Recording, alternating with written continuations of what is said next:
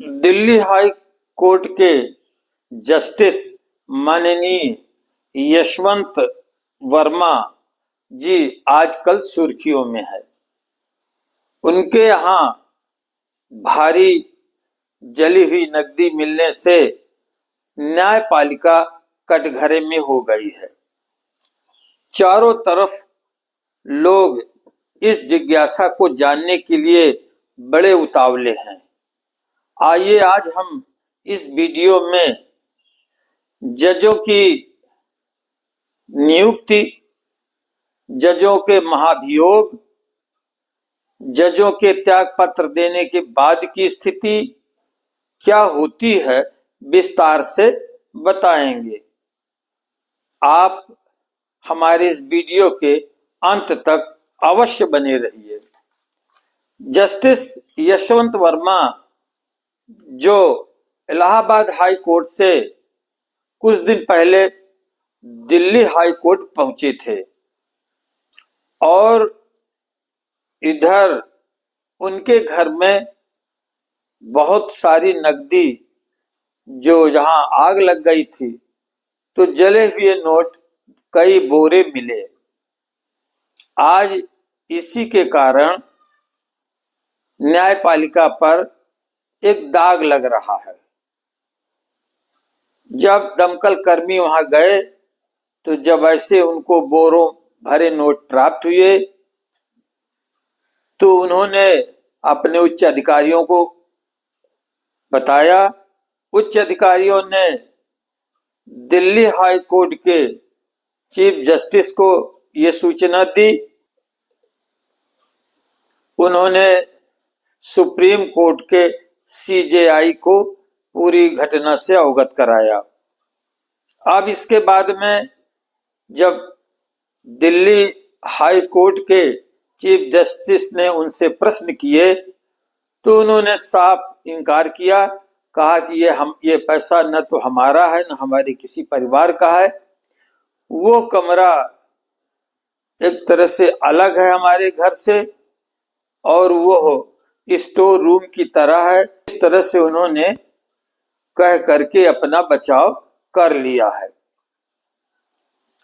अब आगे इस पर सीजेआई सुप्रीम कोर्ट के चीफ जस्टिस ने 3 सदस्यीय समिति गठित कर दी है। वो तीनों ही हाई कोर्ट के मुख्य न्यायाधीश हैं और अब आगे देखना है कि इस पर क्या निर्णय आएगा, ये अब आपको समय बताएगा। यहाँ जजेज की नियुक्ति में भी तमाम प्रश्न उठते रहते हैं। जैसे जब जिला न्यायालय में नियुक्ति होती है तो एक पीसीएसजे की परीक्षा होती है जिसमें जेएम जुडिशियल मजिस्ट्रेट ये विधिवत परीक्षा पास करके नियुक्त होते हैं।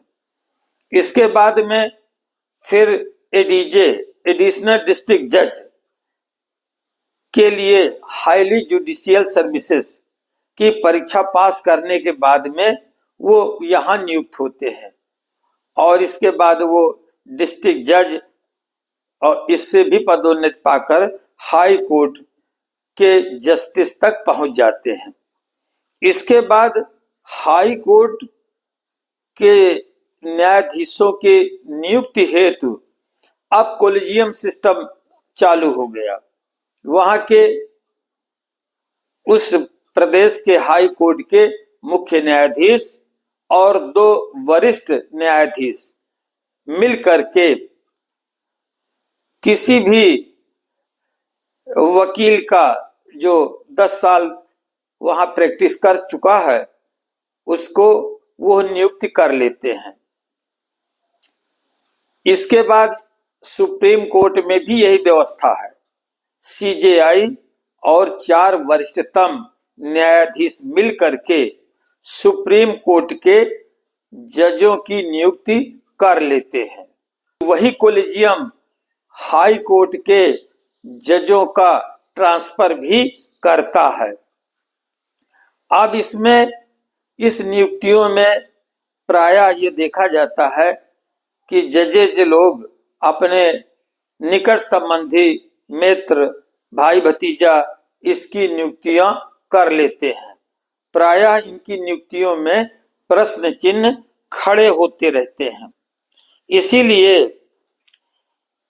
2014 में सरकार ने NJAC, National Judicial Appointment Commission bill ला करके इसे समाप्त करना चाहा कि ये कोलिजियम समाप्त हो जाए, लेकिन सुप्रीम कोर्ट ने 2015 में इसे असंवैधानिक बता करके इसे निरस्त कर दिया और अब भी वही व्यवस्था नियुक्ति की लागू है। इसलिए पारदर्शिता इन नियुक्तियों में नहीं दिखाई देती। अब आइए, जब इनके खिलाफ कहीं कोई बात आती है तो महाभियोग लगाया जाता है। महाभियोग में लोकसभा और राज्यसभा दोनों सदनों से बहुमत से जब पास होता है तब किसी न्यायाधीश के ऊपर महाभियोग लगाया जाता है। लेकिन आज तक की कार्यवाही में किसी जज के ऊपर महाभियोग नहीं लागू हुआ है। हम एक आपके सामने उदाहरण प्रस्तुत करते हैं। जस्टिस वी रामास्वामी 1993 लोकसभा में यह प्रस्ताव पेश किया गया, लेकिन यह प्रस्ताव पास ही नहीं हो सका, अतः महाभियोग खत्म हो गया। दूसरा, justice Soumitra Sen 2011 Calcutta high court के जज सौमित्र सेन पर भ्रष्टाचार के आरोप लगे। राज्यसभा में महाभियोग प्रस्ताव पास हो गया, लेकिन लोकसभा में प्रस्ताव पास होने से पूर्व ही उन्होंने इस्तीफा दे दिया। Justice PD Dinakaran, Sikkim high court के मुख्य न्यायाधीश पीडी दिनाकरण पर भ्रष्टाचार और भूमि हड़पने के आरोप लगे। यह भी महाभियोग से पूर्व ही इन्होंने इस्तीफा दे दिया। सीजेआई जस्टिस दीपक मिश्रा के खिलाफ 2018 में महाभियोग प्रस्तुत किया गया। इसका प्रस्ताव लाने का प्रयास किया गया, लेकिन यह सफल नहीं हुआ। तो इस तरह से अभी तक किसी भी जज के ऊपर महाभियोग नहीं लागू हुआ है। यहाँ यह भी विदित हो कि यदि वह न्यायाधीश महाभियोग के पूर्व ही अपने पद से इस्तीफा दे देता है तो महाभियोग स्वतः समाप्त हो जाता है। अब इस्तीफा देने के बाद आज तक इस देश में किसी भी न्यायाधीश के ऊपर कोई केस नहीं चला। यद्यपि अब केस चल सकता है, सीबीआई या ईडी उनके ऊपर केस कर सकती है, लेकिन आज तक किसी भी सरकार की यह हिम्मत नहीं पड़ी कि इस्तीफा देने के बाद किसी जज के ऊपर कोई जांच की जा सके। यह आज तक का इतिहास है। इसलिए न्यायपालिका में सरकार का, या चूंकि न्यायपालिका स्वतंत्र मानी जाती है, इसलिए किसी प्रकार का कोई अंकुश नहीं है और इन पर जब भ्रष्टाचार का आरोप लगता है तो ये साफ तौर पर बरी हो जाते हैं। आज तक का इतिहास है कि देश में किसी भी न्यायाधीश के ऊपर कितना ही बड़ा भ्रष्टाचार का आरोप क्यों न लगा हो, लेकिन उनके ऊपर कोई भी कार्रवाई नहीं हो सकी। तो ये है नियुक्ति की प्रक्रिया और ये उनके महाभियोग ला करके हटाने की प्रक्रिया। ये दोनों ही प्रक्रियाएं आज चाहती हैं कि इनमें कुछ नवीनता आवे, लेकिन अब भी इनमें कोई सुधार नहीं हुआ है। तो आप न्यायपालिका के इन नियमों को समझ गए होंगे क्योंकि न्यायपालिका पर लोगों का बड़ा विश्वास होता है।